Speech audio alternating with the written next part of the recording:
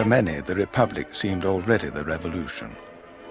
But the Republic's leaders knew that under the new political surface, the pillars of the old society remained untouched.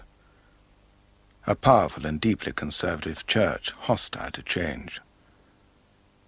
An army accustomed to having the last word in politics.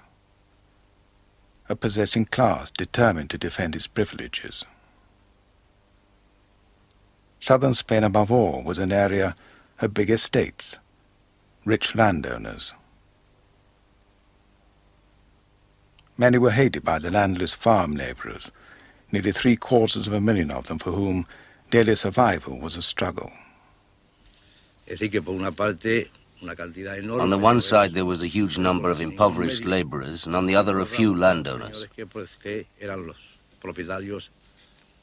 And this meant tremendous humiliation, to the point where labourers here were hired as though they were cattle in a market.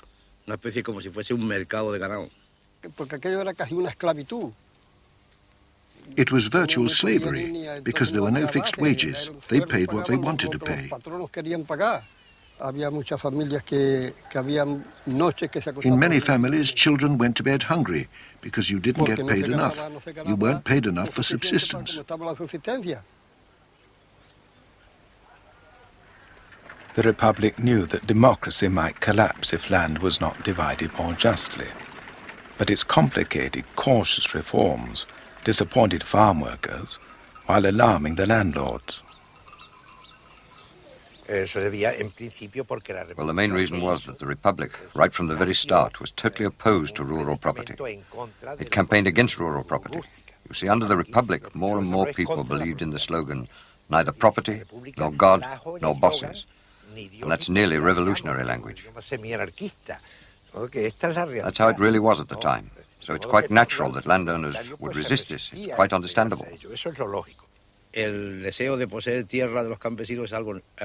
The landless have an inborn desire to own land, so the Republican propaganda about land reform raised a lot of interest and immediate support. They felt very frustrated when reform didn't take place. So much so that they then tried to grab land. Well, they not only tried, they did occupy land. The landless poor were impatient to take over the fields that the Republic hesitated to give them. Was there a chance for gradual change without violence? One land reform official, Jevgara, was soon disillusioned. Yo creo efectivamente que es imposible hacer una reforma agraria sin revolución. I believe that it is impossible to carry out an agrarian reform without a revolution which dismantles the existing political and social structures. In a country where the land is owned by a small group of people who constitute an influential social sector, you have to fight for the land. You will not be given it voluntarily. In the same way that those who do not have land fight for it, those who possess it fight to preserve it.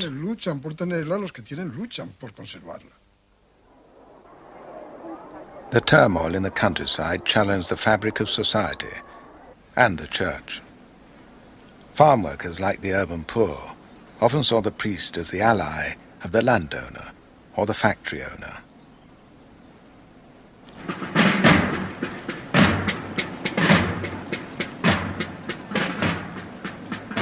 But the church still held the respect of the rich and powerful, and of many humble Spaniards as well. There was as much reverence as there was hatred. It was said that Spaniards always followed their priests with a candle or with a club. But anti-clericalism, a fanatical determination to break the hold of the Catholic Church over society, united liberal Republicans and socialists alike. It was a principle on which the Republic refused to compromise.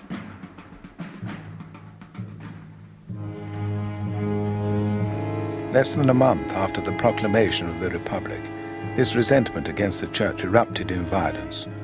Following a riot outside a Royalist club, mobs set fire to half a dozen convents in Madrid. Those were the churches where we had gone to Mass, had our first communion, and been baptized. Yes, the day the convents were burnt was terrible, full of sadness and anguish.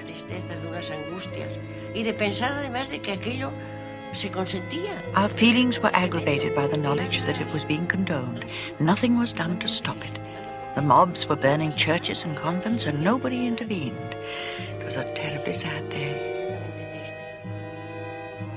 As the convents were burned and looted, the police stood by and watched. Manuel, then Minister of War, said that day that all the churches in Spain were not worth one Republican life.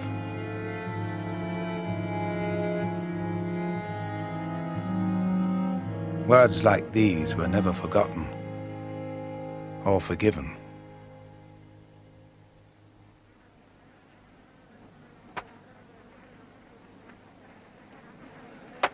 Nearly half the population was illiterate.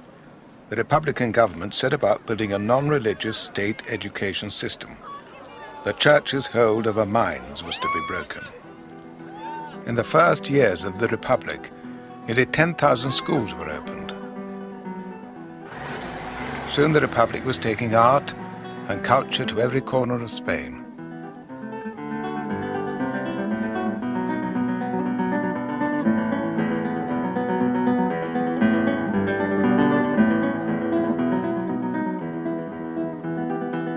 La Barraca was part of this offensive. The Spanish intellectuals were eager to act as the Republic's missionaries of enlightenment.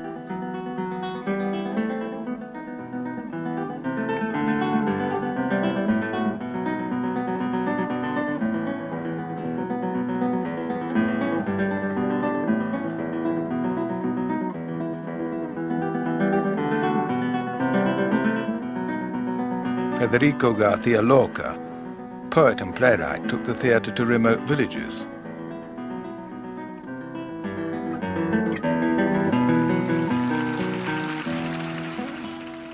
In Calderon's classic, Life is a Dream, Lorca played the part of the shadow.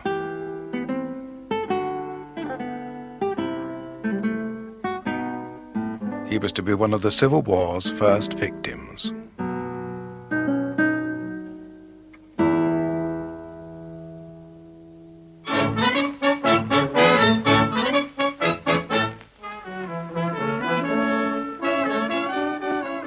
This cultural upsurge also gave fresh energy to regions which felt themselves distinct from the rest of Spain.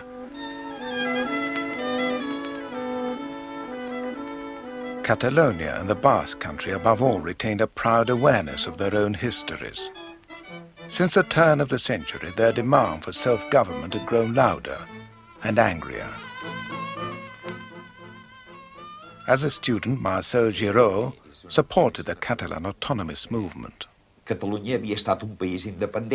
In the past, Catalonia had been an independent nation.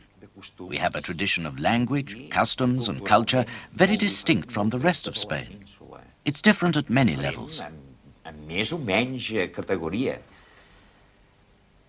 Added to this, there's the fact that we'd been dominated by outsiders who had shown no respect for our freedoms.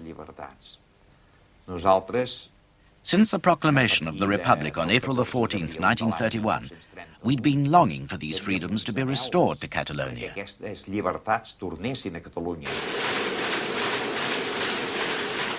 Like the Basques, the Catalans were more industrialized and prosperous than the rest of the country.